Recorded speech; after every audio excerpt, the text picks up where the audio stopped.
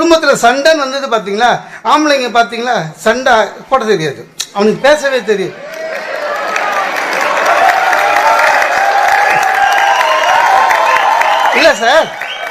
இல்லை சார் ஜென்ஸுக்கு சண்டை போட தெரியாது, ஏன்னா பேசவே தெரியாது.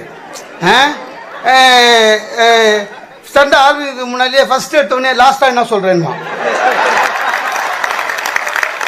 இன்னும் சண்டையே ஆரம்பிக்கலடா லாஸ்ட்டாக என்ன சொல்கிறேன்மா. ஆனால் லேடிஸ் அப்படி இல்லைங்க, அவங்க சாதாரணமாகவே நல்லா பேசுவாங்க. சண்டைன்னு வந்துச்சு வச்சுக்கணும், ரொம்ப நல்லா பேசுவாங்க.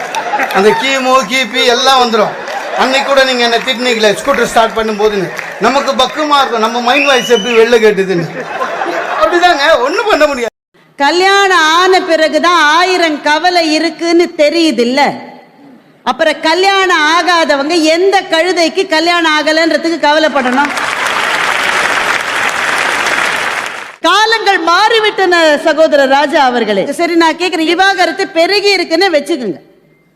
விவாகரத்து ஒருவருக்கு கிடைச்சிருச்சு, அந்த ஆளு தான் அவ்வளவு கஷ்டப்பட்டு கல்யாணம் பண்ணி நொந்து நூடுல்ஸ் ஆகி விவாகரத்து ஆகி வந்திருக்காரு தானே. திரும்ப எதுக்குங்க 6 மாசத்துக்குள்ள கல்யாணம் பண்ணிக்கிறாரா? சார் கல்யாணம் பண்ணலான்னு 3000 ரூபாய் கட்டி ஜாதகம்லாம் எடுத்துன்னு வரும். 50 ஜாதகம், அதில் நம்ம நட்சத்திரம் போட்டு ஒரு 10 ஜாதகம், அதில் வந்து மூஞ்சி நல்லா இருக்குதான்னு பார்த்து சுமாராக இருக்கிற வந்ததுலேயே சுமாரான மூஞ்ச ஒரு 3, அதில் 1 நிச்சயதார்த்தம் ஃபிக்ஸ் பண்ண பிறகு நல்ல நல்ல ஜாதகமாக வரும் சார். எனக்கு வந்து சார் நிச்சயதார்த்தம் முடிஞ்சிச்சு, அந்த படுவாங்க அப்புறம் தான் அமிச்சானு. மாப்பிள்ளைக்கு கார் வாங்கி தரேன், சொந்த வீடு கொடுப்பேன், எல்லாம் போச்சு. எங்கள் அப்பா கூட கேட்டேன், ஒன்றும் பண்ண முடியாதுன்ட்டார்.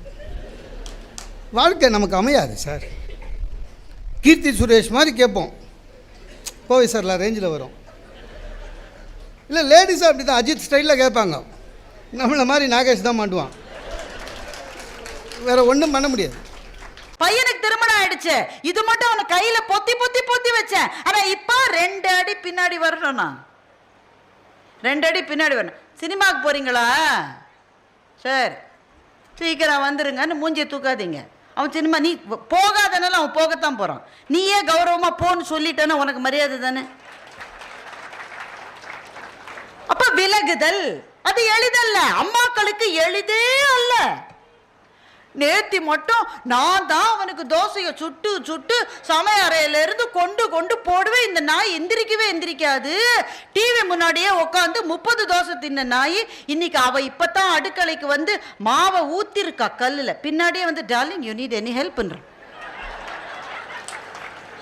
டேய், நான் 30 வருஷமா ஒவ்வொரு நாள் 30 தோசை சுட்டேனடா, ஒரு நாள் நீ கேட்டியாடா என்று சொல்லாமல் நீங்க 2 பேரும் பாத்துக்கங்கப்பா, நாங்க ஹால்ல உட்கார்ந்துருக்கோம். நான் பிரசவ வலி வந்தா அங்க பூரா வலிக்குமா?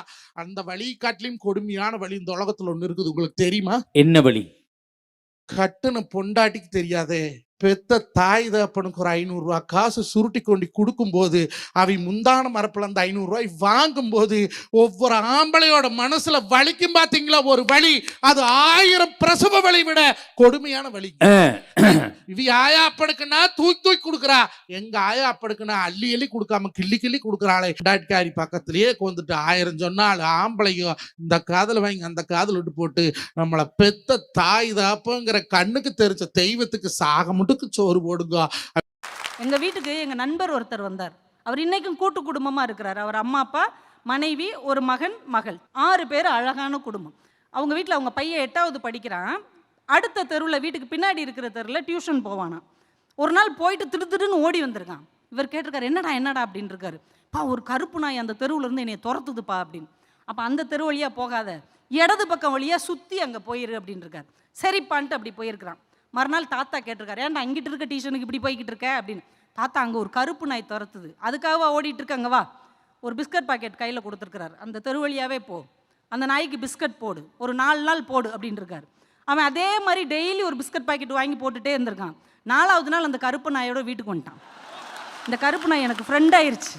இந்த நண்பர் ஒரு வார்த்தை சொன்னாங்கங்க, போன தலைமுறை பிரச்சனைகளை எதிர்கொள்ள கற்றுக் கொடுத்தார்கள், இந்த தலைமுறை பிரச்சனையிலிருந்து எஸ்கேப் ஆவதற்கு கற்றுக் கொடுத்து கொண்டிருக்கிறோம். மின்மினி